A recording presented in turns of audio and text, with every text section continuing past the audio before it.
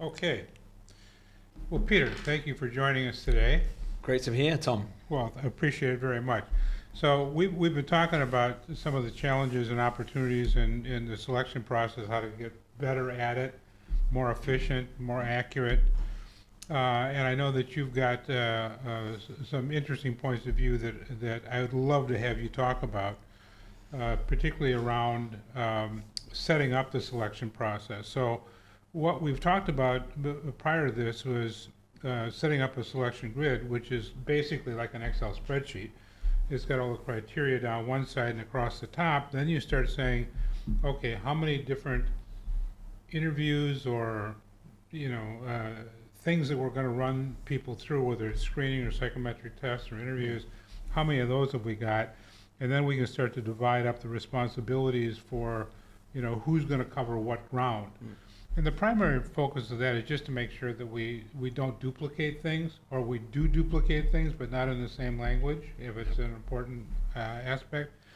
And then we want to talk about the number of people that we can and should have involved in the process. So with that, can you give us your perspective on, I know that you guys have been doing some research on the number of people who should be involved in the interviewing process. And I know that, ever since we started with these matrix organizations, probably almost 15, 20 years ago, it has complicated things a great deal because some of the interviewing processes or selection processes have included 8, 9, 10 people.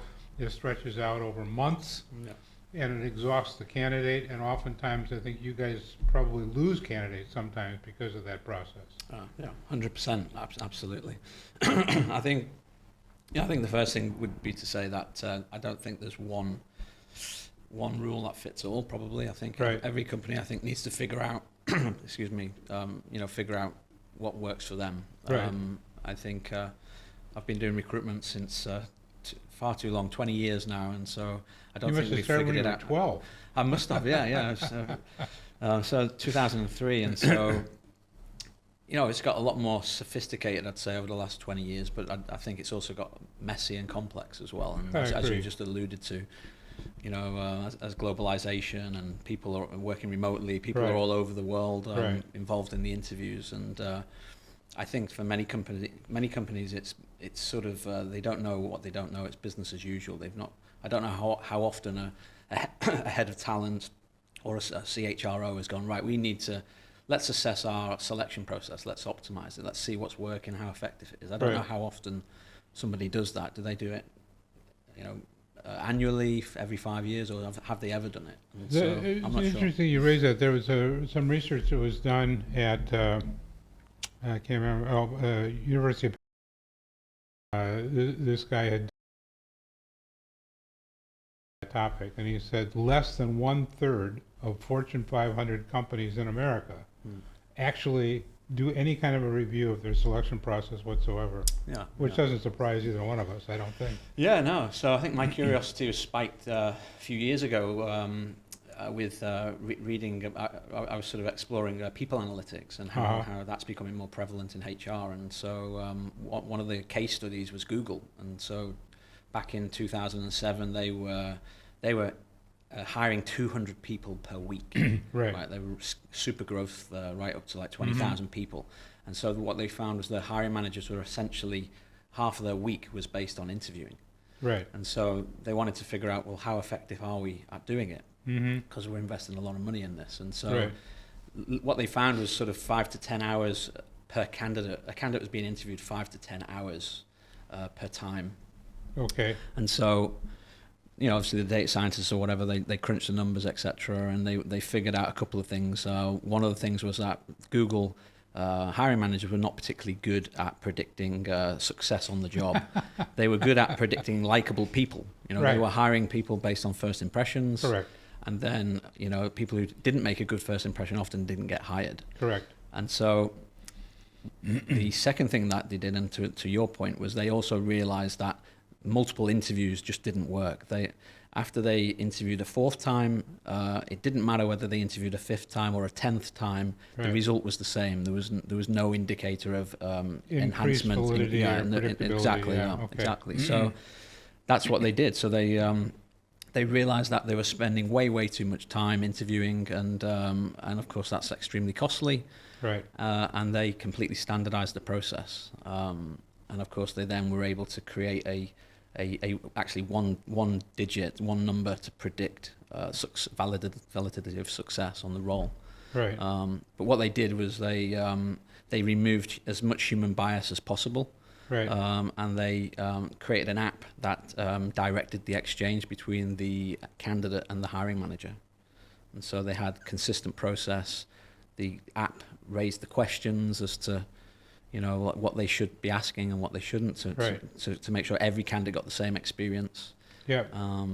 And that obviously that's their way to do it. And I'm not saying everybody has to go down that way, but I think if Google can sort of realize that they're not as good as they think they are, then I think everybody knows that every company should be looking at how can they be more effective. Exactly. And one of the first episodes in this podcast series on selection, we had Paul Robert, who's a guy who's been here in Thailand for a long time, and he was a student of Edwards Deming, the quality guru, and he has helped a lot of companies here get their ISO certifications.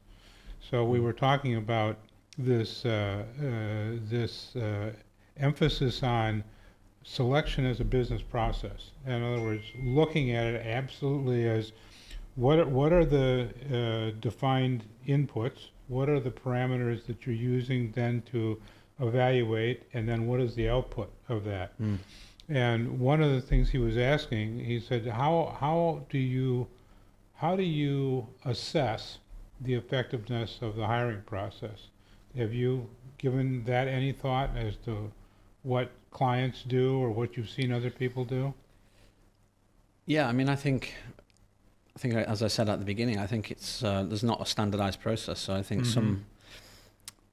I think we've talked offline about how I think it's important to have different types of assessment tools to increase the validity of and make sure there's not much overlap in how you're assessing for. So like structured interviews combined with some form of assessment, maybe combined with some sort of reference checking or something is going to allow you to assess independent sort of criteria. But yeah, I mean so I don't think there's a lot of companies that are doing the standard sort of first interview with the hiring manager, with the TA person or the the internal recruiter or HR, and then it would be the hiring manager's second interview. And in some cases it could be an offer off that point, or it could be maybe the more multinational type companies will probably be having a peer interview, maybe some form of assessment. But equally on the extreme side, you've got like you say, like somebody from the US or from Europe dialing in. Or I had an experience a few weeks ago where we had to the final interview stage with 3 stakeholders who were not working directly with the person, but obviously were the key stakeholders for the role, and we had to wait 3 weeks for the person to get interviewed. And of course they got offered another job during that time, and they lost out on that talent. So that is a big thing, and that's obviously a lot of that's down to process management, right? I mean, I think it is. I mean, you should really know that these people are not available, or you should have some sort of technology or tool that allows you to bring the calendars together or something. One of the things that we've talked about is that there is an emerging role here for HR, and what we keep advocating is HR really shouldn't be doing the interviewing. They can do the screening, for instance, right? To say, all right, we're gonna get you down to a short list, but then the one-on-one interviews should be the hiring manager and the hiring manager's key deputies, right? So because those are the people that the candidate is going to work with. Yeah. And so what does the candidate need to know? They don't want to interview with 10 people, 8 of whom they'll never see. They want to interview with people who they think they're going to be working with. They're trying to gauge, is this a team that I want to join, right? Yeah, absolutely. And then the organization is trying to decide, has this person got the skills and capabilities? And I think to your point, which is very valid, you can figure that out in 3 or 4 interviews. You don't need to have 10 Yeah. interviews, because at some point in time, those other interviews almost become political. You know, they're Yeah. giving somebody opportunity to rubber stamp, and all it does is tend to slow down the process and obfuscate the process as well. Yeah, I think just to go back about in terms of the interviewing, I think is Right. I don't condone having multiple interviews, but I sort of would understand it if each interview was serving a certain purpose. But Right. what I think most companies do is they end up asking the same questions in every interview process. So Right. I think the very best companies have got this worked out where it's okay. Well, this person's going to be talking about this. You know, Exactly. maybe talking about the cultural fit side of things. Right. Maybe this person's going to come in and talk about competencies or Mhm. the career plans and all that Right. sort of stuff. But that doesn't tend to happen that often. One person comes in and starts talking about all three of those things, and then the Right. next person says the same thing. So the candidate experience is that they have to answer the same question multiple times, Right. and that doesn't, obviously doesn't serve any purpose, does it? No, I it mean, does. It makes the candidate wonder if these organizations are really well organized or not. Yeah.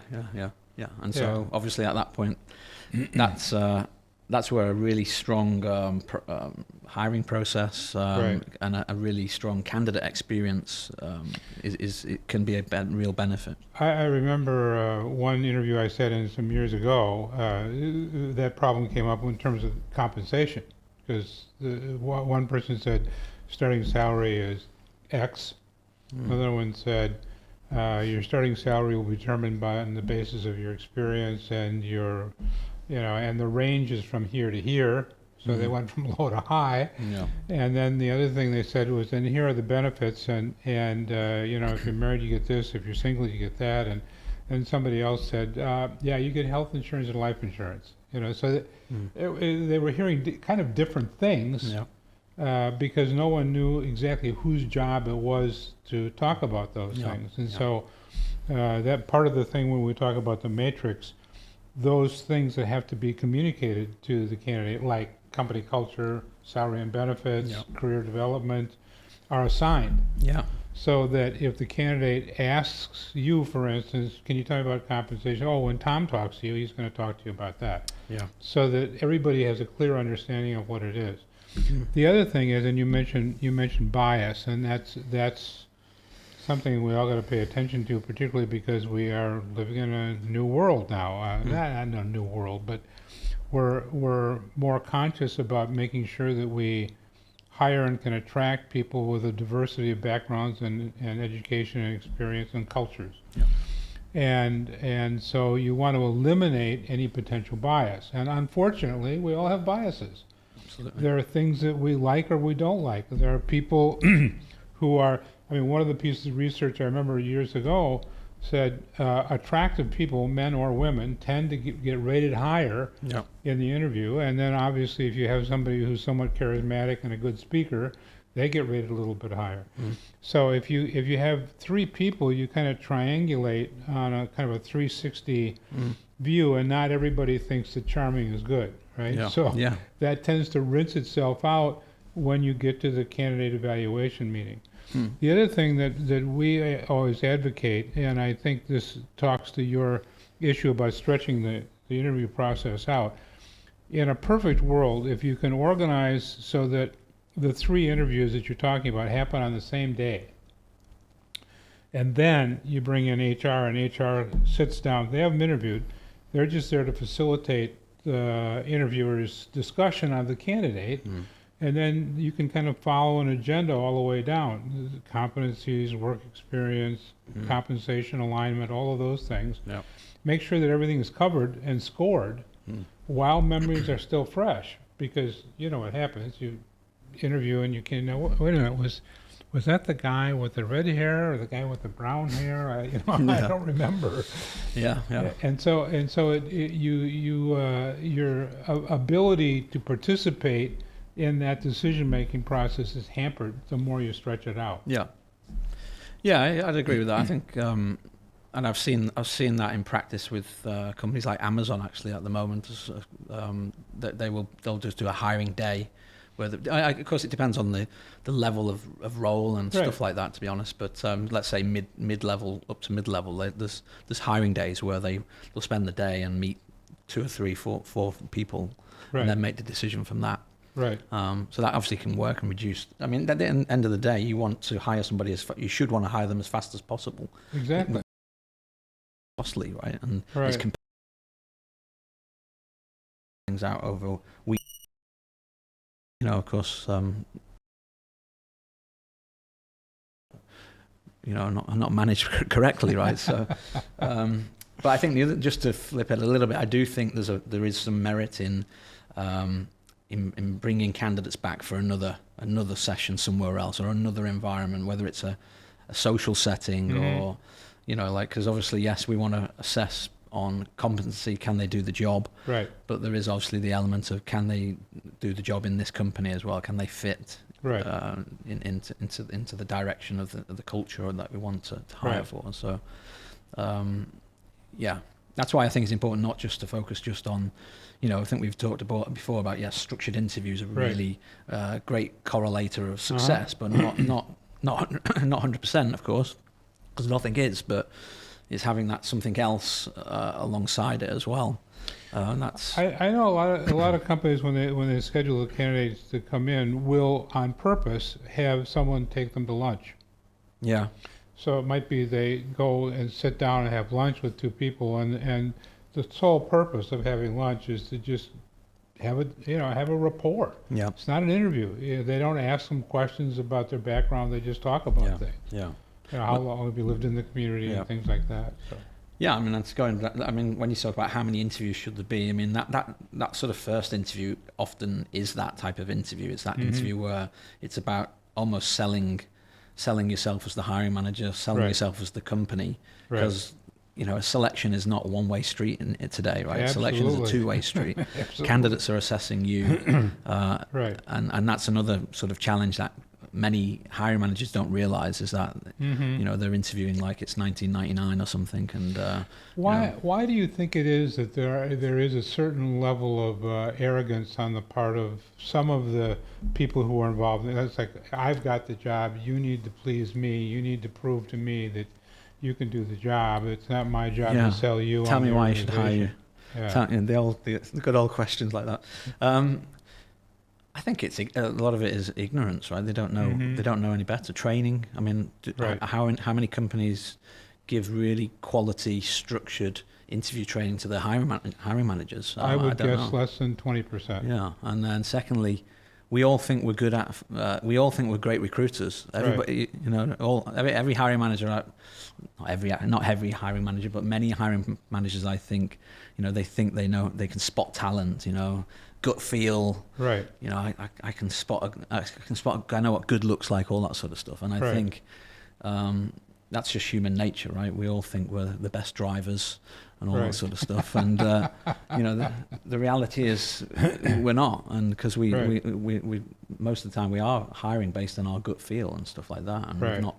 If you haven't been given training on how to assess candidates' competencies, or you don't even know what the competencies are. I mean, how many hiring managers write a job description just from making it up on the fly? But like, who's advising them, or what are the competencies to do this task? Well, I would ask you. Let me ask you that question. When you are working with a client, what kind of brief are you getting from the client? Are they able to articulate and give you all of those things so that? Most often not. Yeah, most often not, because Right. obviously you get a job description which can be 20 years old. it could be a 20 page type thing, or it could be a one pager. Right. With lots of big words and not so much the how, but and then of course, so you're trying to get that how part. It's like, well, how do we transform this job description into a success profile? Right. What does that look like in 12 months time? Somebody doing this job, and try to find something tangible. And then you're looking for, when you're interviewing from a structured point of view, it's looking for evidence that they've done something like that, or they've learnt from that. Right. There are two other things I was just going to mention also and ask your opinion about. One of them is that somewhere out here after they get hired, there's a performance appraisal. And the performance appraisal is probably created at headquarters, and it drifts down through the ether and comes to rest over here. And if you compare the things that are on the performance review with the things you were looking for in the interview, they're totally different. They don't correlate. And the question is always, well, if you're going to spend all this time, effort, and energy looking for these things and say these are the things that are going to predict success, but you get out to evaluating success and it's a totally different set of criteria, what's the point? Yeah, I mean, performance management is a big separate topic, and it's a big topic. I mean, I think the management consulting firms are to-ing and froing the sort of regular check-ins and versus the annual performance review that Annus Horribilis, whatever. It's sort of. But it's what are they checking? You know, I mean, if you don't have alignment on, okay, this is the reason we hired this person. Now, let's use that as feedback to the hiring process. We all do an evaluation 6 or 12 months later, whatever the time period is, and then would it be nice if you could bring those two things together and say, oh, we missed this and this. You know, it's feedback. Actually, the performance management system is actually feedback to the hiring process, or it should be. And it gives you the chance then to kind of audit how accurate, you know, where is your hiring process missing the beat. The other thing, is that we'll also recommend that when you hire somebody, you should sit down and tell them why you hired them.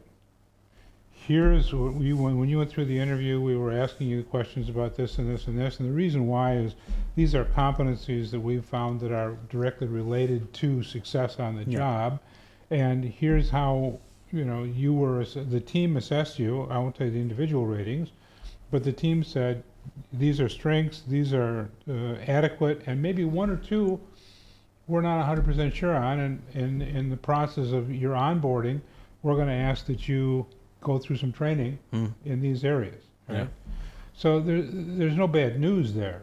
Right? No, that's great. It's feedback. You're Absolutely. hired. That's the great news. You're getting a salary, and you're going to start in 2 weeks or a month or whatever.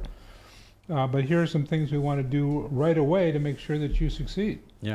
So if the performance evaluation out here is not related to those things, it automatically creates a disconnect in most employees' minds. You know, I mean, I think that's really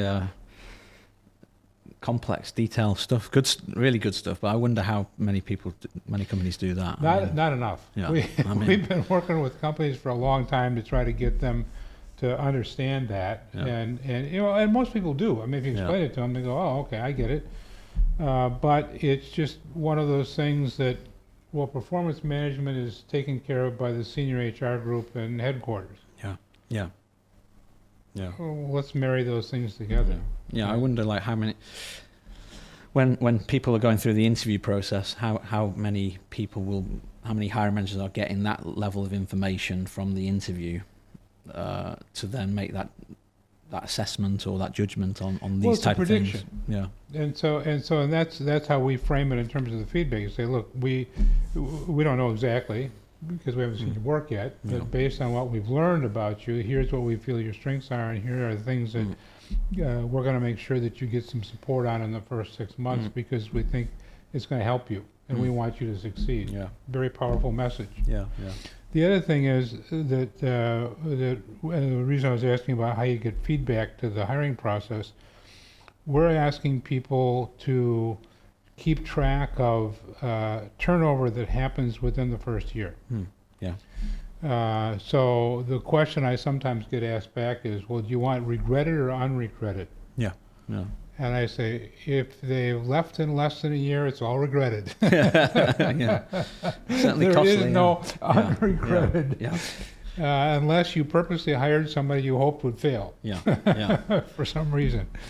So what we found in our research is that about 50% of the total company turnover happens with people who leave in a year or less.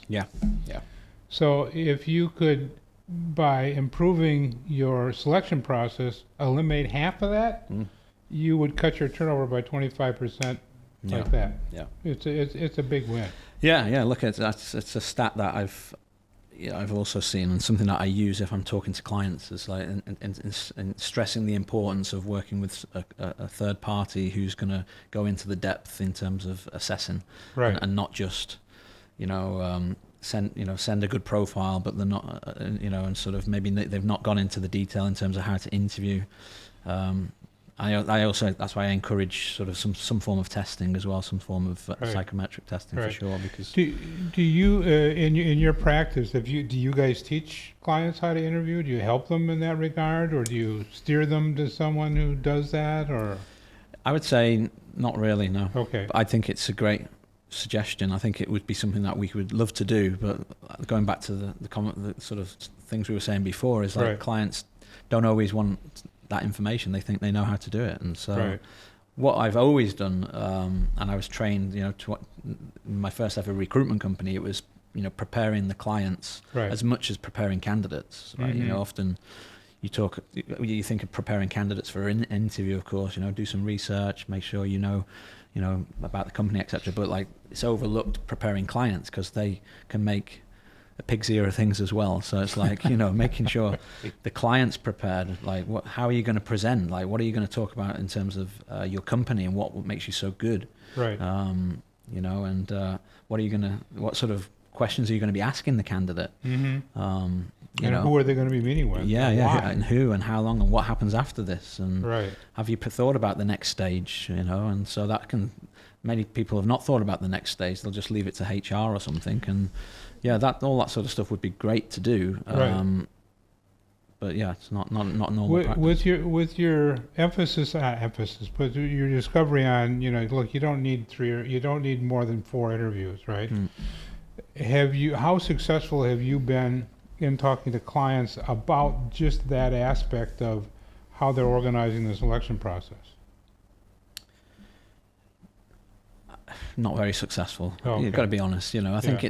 it's depends again on depends on the type of company, and Mhm. it's easier to influence probably smaller to medium sized enterprises than a big behemoth of a Right. corporate who've got processes of 100 years or something. Correct. And corporate HR in the US or something. This is how we do it. Right. You've sort of got to be in that close relationship with the senior people to sort Right. of start to influence that. But of course, the firms that I've worked with in the past, some of the world's biggest search firms, yeah, they totally advise the best clients on that sort of stuff. Right. Right. And some of the tools that they've got, like interview architects, Mm-hmm. which I think is a pretty interesting thing, is like being able to standardize the process, remove the human Right. element, and these are the questions that are best designed to identify this trait or this Mhm. competency. Mhm. This is how you have to ask the question. These are the probing questions beyond that, etc. I mean, these sort of things. I think there are companies obviously at the top level paying for that sort of stuff. Right. Well, to your point, there was an expression that somebody gave me probably 20 years ago. They said there are 3 things that people will never admit they're bad at. One is driving a car. Another one is making love. Yeah. And the other one is interviewing people. Right. Okay. There you go. Yeah. So, Yeah. yeah, okay. Well, listen, Peter, thank you very much. I appreciate your comments, and I think your insights are useful and valuable. Thank you, Tom.